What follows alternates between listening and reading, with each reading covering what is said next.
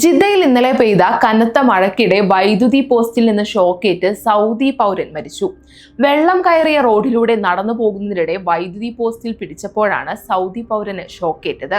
ഷോക്കേറ്റ് നിലം പതിച്ച സൗദി പൗരനെ വടിയും മറ്റും ഉപയോഗിച്ച് വൈദ്യുതി പോസ്റ്റിൽ നിന്ന് അകലേക്ക് മാറ്റാൻ മറ്റുള്ളവർ ശ്രമിക്കുന്നുണ്ട്. ഷോക്കേറ്റയാൾ സംഭവ സ്ഥലത്ത് തന്നെ വെച്ച് മരിക്കുകയായിരുന്നു. കനത്ത മഴയിലും ശക്തമായ കാറ്റിലും ജിദ്ദ അൽഫലാഹ് ഡിസ്ട്രിക്റ്റിൽ പ്രവർത്തിക്കുന്ന പെട്രോൾ ബങ്കിന്റെ മേൽക്കൂര തകർന്നു.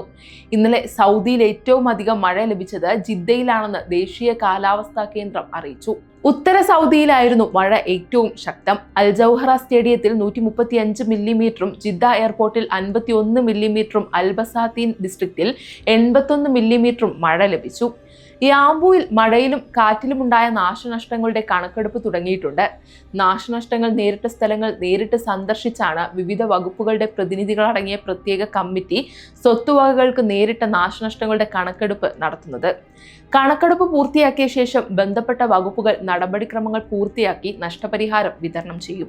സൗദിയിലെ ഭൂരിഭാഗം പ്രവിശ്യകളിലും വ്യാഴാഴ്ച വരെ മഴ തുടരുമെന്ന് ദേശീയ കാലാവസ്ഥാ കേന്ദ്ര വക്താവ് ഹുസൈൻ അൽ ഖഹ്താനി പറഞ്ഞു.